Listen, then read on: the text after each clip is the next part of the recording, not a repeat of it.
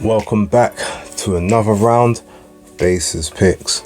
As always, please like and subscribe, share with a friend, a colleague, a relative, an associate, an enemy, and any and all in between. It is appreciated. Now, with this one, we've got two cards. One taking place in Ireland, which is the rematch, Chantelle Cameron and Katie Taylor.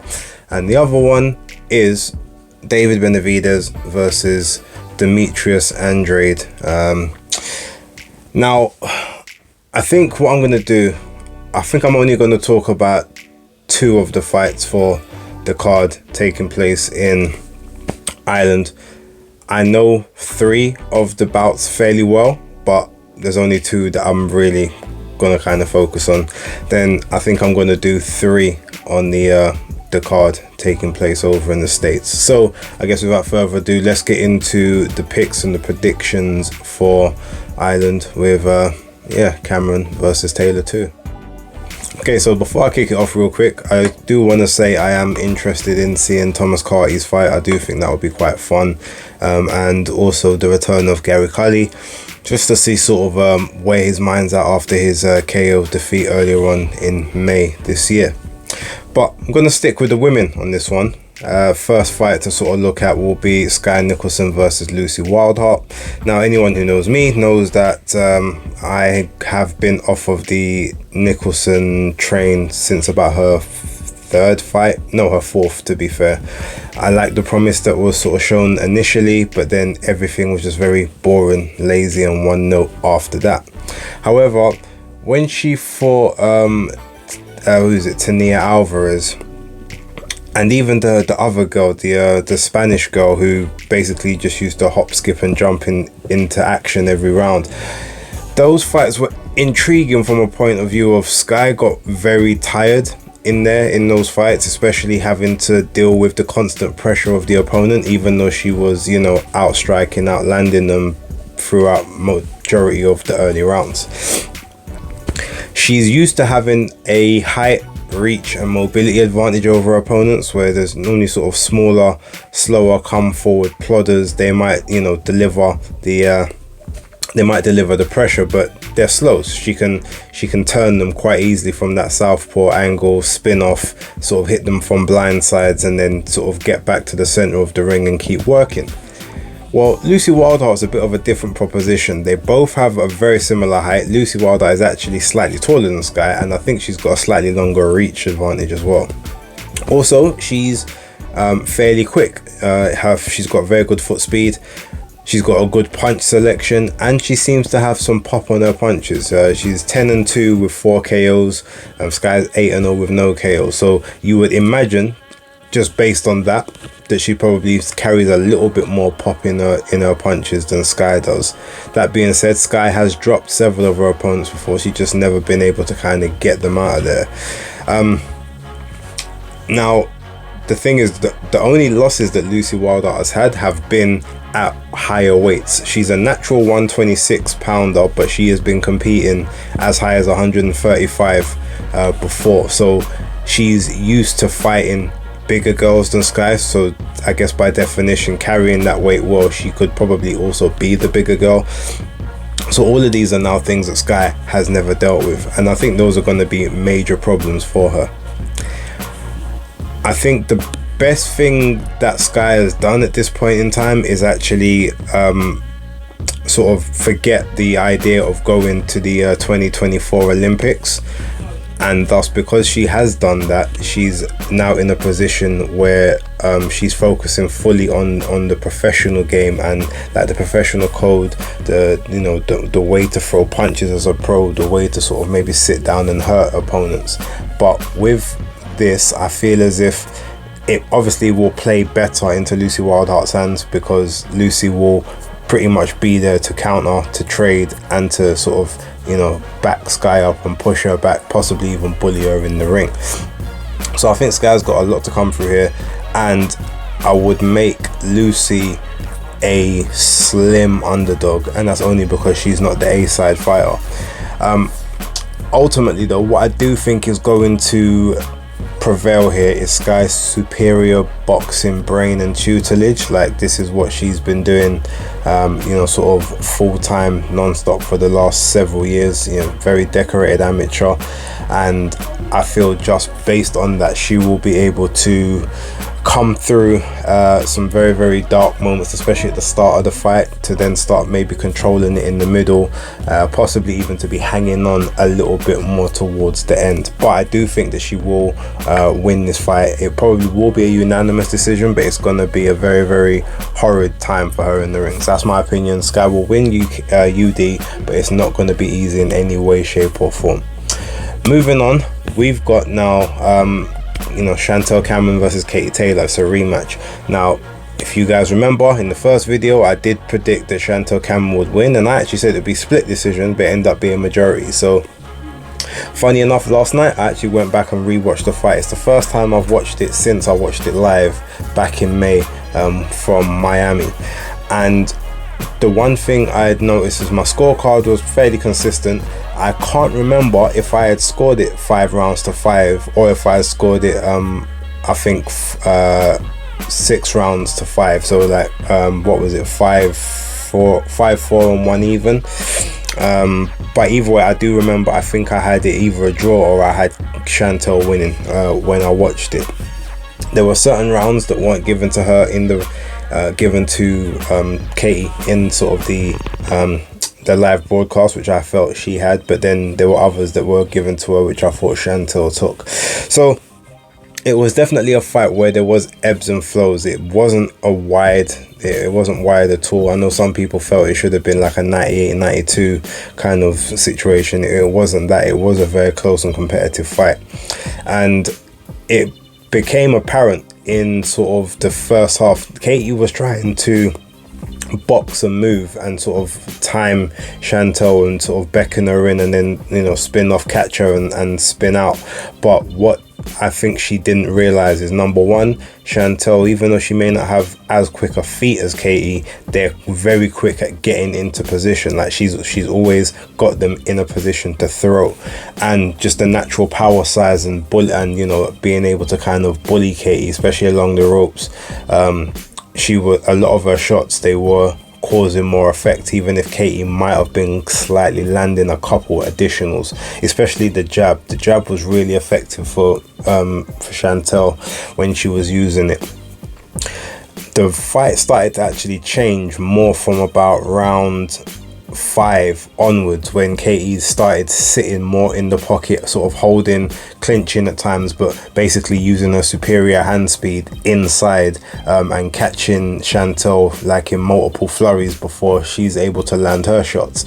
And that was where she ended up having a lot more success, even though she also lost some of those rounds just due to being in the pocket and getting hit with bigger shots than she was delivering. So it was a very awkward one to sort of work out in terms of what adjustments can be made. Ultimately, Katie would have to stick closer to Chantelle, try to basically beat her to the exchanges, get in, get out, and then sort of get back in again, as opposed to sort of trying to box with her, because Chantelle, even though Katie may be the better overall boxer in that sense, like Chantelle is good at getting in between and disrupting Katie's rhythm from the outside. So it's going to have to be an up close fight, and it's going to have to be a dog fight. Now, Chantelle's got the dog. We've seen that in many of her fights. Mary McGee, you saw it against Jessica McCaskill, and you saw it against Katie. Like, when it really came down to it, she did grit her teeth and sort of get through it. But there was a consensus that Katie, if she had have employed the tactics later on in the fight, a little bit earlier, maybe she could have got some of those rounds. There's also a consensus that said if she had employed some of those tactics a little earlier, she might have felt the full force of Chantelle's power prior to that. And that could have been something that maybe took her legs away, a la kind of what happened in the 5th and the 6th round of the Amanda Serrano fight. So it's very, very, it's a close one.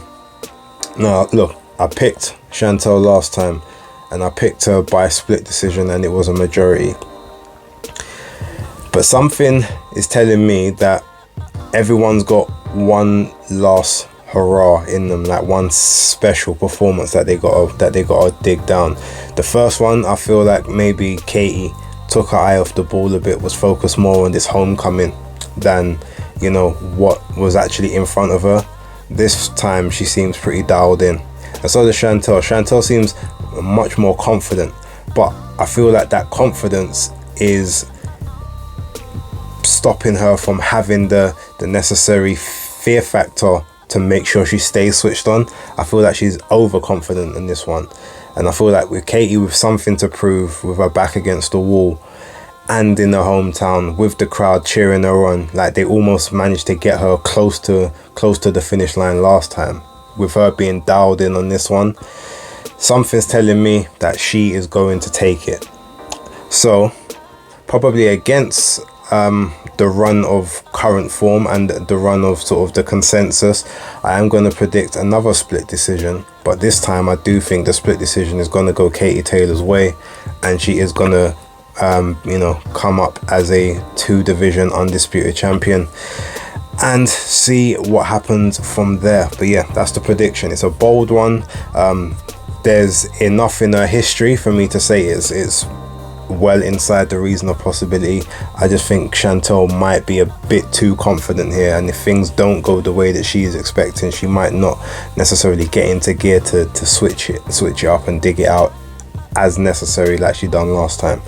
But yeah, leave yours down below, let me know what you think. But for right now, let's move over to the card in America.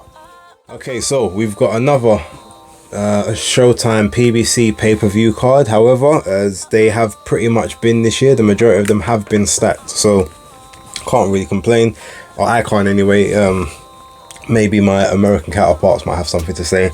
Now, I won't be purchasing the Fight TV pay-per-view over here, purely because if it was 15, maybe like $12.99 like some of the others have been, then I may have, but I'm not really prepared to pay £20 for something that's gonna be on at, you know, 4 or 5 in the morning.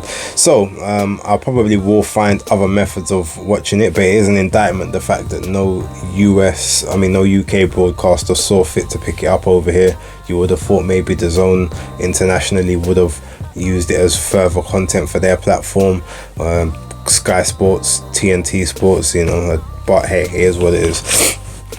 Looking at the very first fight, I'm going to look at Subriel Matias versus Shohahan Ergashev. Now, this is probably going to be the most brutal fight of the night, and it's definitely one that is not going 12 rounds, no matter which way it lands. Now, the one thing is, you've got Ergashev, who is 23-0 with 20 KOs, and you've got Subriel Matias, who is 19-1 with 19 KOs. Everyone knows famously that the one fight he lost came after the Maxim Dadashev fight, where his I guess his demeanor, that death of Dadashev kind of shook him a little bit, didn't really get his mind right, probably went into the ring a bit too soon after that, lost the decision, but then came back and brutally stopped that opponent. I think it was 2 fights afterwards, 2 or 3 fights when he did the rematch. So we know what he's on when it comes to the ring. He's not looking to see the final bow. He's not looking to go around like that. He's very much like Artur Beterbiev. He knows how to break down his opponents, and he's not just throwing extremely hard shots from it. He's like literally just tapping and sort of figuring out where's the best place to bust them up and where they can't really take those shots. He walks around a lot with a high guard, which means that if you're a boxer, you can sort of get around him and sort of box around him, but it's about whether you could do that for 12 rounds without him being able to get to you, which so far no one has been able to do. Now, with Shohahan Ergashev, he's a lot more of a fighter that can take you the distance. He sort of goes a lot later in fights. He can fight on the back foot, and he's got power on the back foot as well.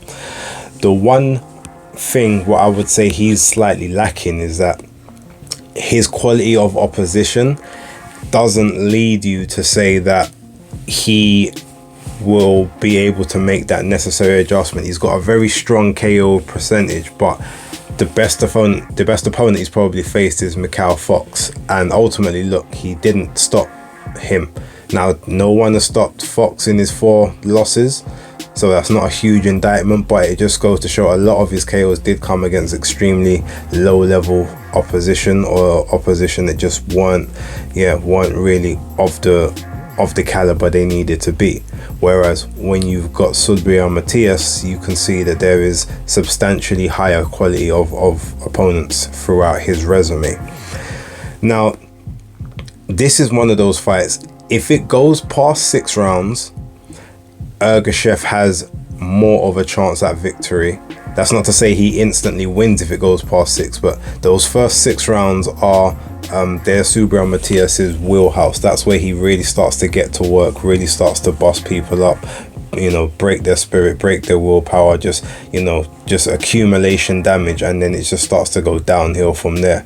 If Ergashev can kind of minimize that throughout the first 6, if Subriel is not training correctly, maybe a bit tired, then he can ultimately take over, and at that point he can use his power and start busting up Matias, especially from the outside, with having Matias trying to lunge in to certain shots. But what I do see taking place is that Ergashev is going to be cautious at the start, but Matias is going to be able to walk him down. Ergashev, I feel, is going to feel like he can trade with him because he's got a high KO percentage as well. But Ergashev, I feel, is going to probably try to force the action a bit too much, maybe throw too many power punches early.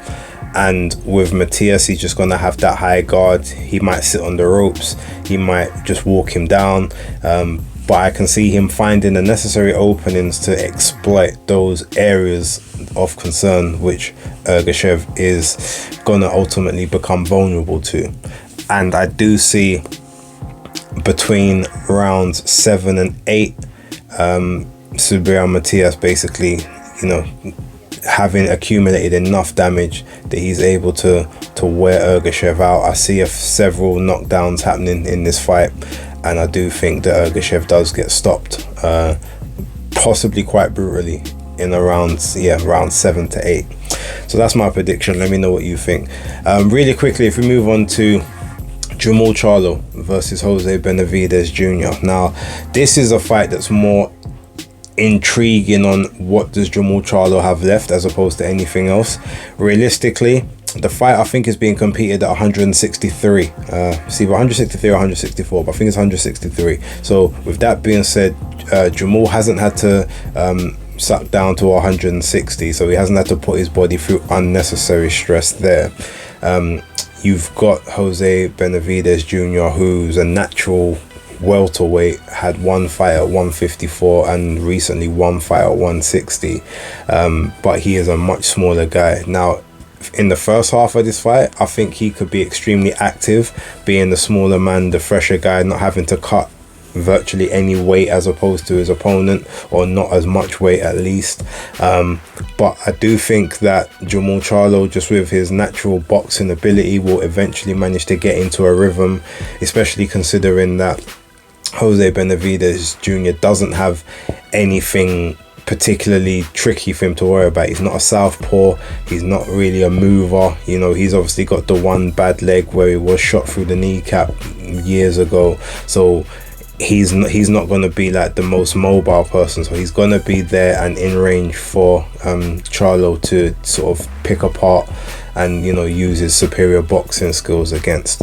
And ultimately, Jose Benavidez Jr. I do think is actually going to be extremely durable and extremely competitive, especially through the first half, even the first 2/3 of this fight. But I do see through sort of especially the back end of it, I think it's only a 10 rounder. You've got Jermall Charlo will, again, those boxings, he'll control this fight primarily from the outside as far as I'm concerned, and he will win a unanimous points decision. It probably will look very sort of lackluster and boring, having been out of the ring 2.5 years, but yeah, I think he does get the win, and I think he gets a fairly routine, mundane UD victory. Now, okay, moving on to the main event. Now, this is obviously where the most intrigue has been put into a lot of people. On one hand, you've got Demetrius Andrade, who has an incredible record of actually, despite being a 2-weight former world champion, having never faced or defeated a former, current, or future champion. I think that's unheard of. I think he's the only person in history that can actually lay claim to that. So it kind of shows you the level, the very poor level of opposition he's faced, or not being able to face the big guys. Now look, we know what happened with Billy Joe Saunders. We know that Canelo ultimately decided to move up to 175 and then 168 rather than face him after the IBF stripped him of when they petitioned for him to face Sergey Derevyanchenko. Prior to that, Canelo did try to ask for the exemption for a unification and an undisputed fight with Demetrius Andrade, and IBF said no. So after all of that, I guess Andrade's performances didn't lead to any particular interest of Canelo Alvarez. You know, he's done what he's done, and since then, you know, Demetrius Andrade has ducked fights with Zach Parker. He previously, earlier in his career, did duck fight with Jermall Charlo. You know, he was ducked by Jermall, but you know, ultimately he complained about not getting certain fights, but he also didn't do certain things he should have done in order to make certain fights happen. So he can't really absolve himself of any blame when it comes to basically what's happened to him in his career. But from everything I've heard, he's been training extremely diligently for this fight and has had some extremely good world-class sparring. I'm not going to say some of the names that I've heard, but from what I've heard, his sparring compared to David Benavidez' sparring has been night and day. Now, if you look at David Benavidez, I think he's only ever faced one southpaw as a pro. He's also a guy that naturally squares up against orthodox opponents, especially when he's sort of trying to get in range to collapse the pocket. So that southpaw trajectory is gonna cause him a lot of problems, and we're gonna find out if his output drops again like it did in the Caleb Plant fight. Then we get an instant understanding that he's only letting his hands go against basically poor and lower level opposition. When it comes to people that are of a higher skill set, all of a sudden he's a lot more cautious and a lot more wary of you know, making certain things happen. Now ultimately he's gonna have to use his jab to kind of try to get himself into range, because Andrade, I do believe, is the quicker of the two. He's definitely the more limber, and he's gonna have to use his youth in his engine to kind of pick it up and kind of get through and just wear Andrade out. Now here's one thing, Andrade is not going to be cutting those extra 8 pounds that he used to cut before, so he's definitely will feel a lot more invigorated. He's already got enough pop. He had pop at 160. He's pretty much knocked down almost every opponent that he's faced. It's just he doesn't always stop them, but he's able to kind of get there, and then he has to manage his reserves. Maybe he's not having to manage his reserves in this one, whereas we know David Benavidez is busting at the seams. He shouldn't even really be at 168 anymore. He's just about making it, and time will tell if he can still make it effectively. I also think him making 168 is actually affecting some of his punch power now as well. He's getting a lot of victories via accumulation as opposed to actual, like, you know, punch stopping power. So that's something to kind of work out. But I feel like because he's not really adept at fighting southpaws, when those southpaw hands start sort of hitting him with those 10-ounce gloves as opposed to the 16s or the 18s he might be using in training, I feel like things are going to be a bit different for him. It's going to take him a while to work it out. Now the question is going to be, can Demetrius Andrade work at a pace through the entire 12 rounds and not basically get tired and get taken out? My opinion is that he is going to be well ahead in the first half of this fight. David is going to start to maybe just throw caution to the wind and sort of try to get back into it a little bit later on, but Demetrius does have a way of just nullifying and negating people. Now yes, he's never been in there with someone of the level of David Benavidez as a pro, but there is a lot of amateur experience there, and he's faced a lot more styles, and ultimately he's faced more people that look like David Benavidez than David Benavidez has faced that look like him. Some people think he's on this I'm just happy to be here getting the paycheck vibe, but I just think that's his natural demeanor, and I think part of that is almost like mind games. It's almost like he's getting in the head of his opponent because they can't quite make out, is he being serious, is he just acting the fool, is he, you know, is he really switched on to this? I actually think he is. I think he wants to have that opportunity to say, look, I told you these guys have been ducking me for a reason, and look what I done to your boy, kind of thing. Ultimately, I think he's going to have some massive trouble towards the back end of this fight, and possibly even have to come through a couple bits of crisis similar to the Liam Williams fight, and even to a lesser extent, you know, some trouble that he had in the Demond Nicholson fight. But again, I know everyone's picking David. David seems like the logical choice, but I can see Demetrius taking this, and I can also see him dropping Benavidez early in this fight, and basically having to then sort of survive and coast. Now look, Benavidez should realistically get the victory if it's a decision, but things have been happening this year which tell you that maybe that's not always going to be the case. So I know it's not the popular decision, but based on the two of them, the way I've seen their careers, I've seen the way that they fight, and angles, and the trouble that each person has dealing with certain different types of styles, I just feel like David's going to have a lot of trouble dealing with Demetrius, and I don't think he's going to really get going until the back half of the fight. By then, I do think it will be too late. So my prediction, again, via a split decision, because I don't think he'll get it easily on the cards, but a split or a majority, I do think Demetrius Andrade is going to cause a massive upset on the weekend. But that's my opinion. Leave yours down below. Let me know what you think. Thank you very much for watching. As always, like, subscribe and share. But for right now, Spaces Picks locked.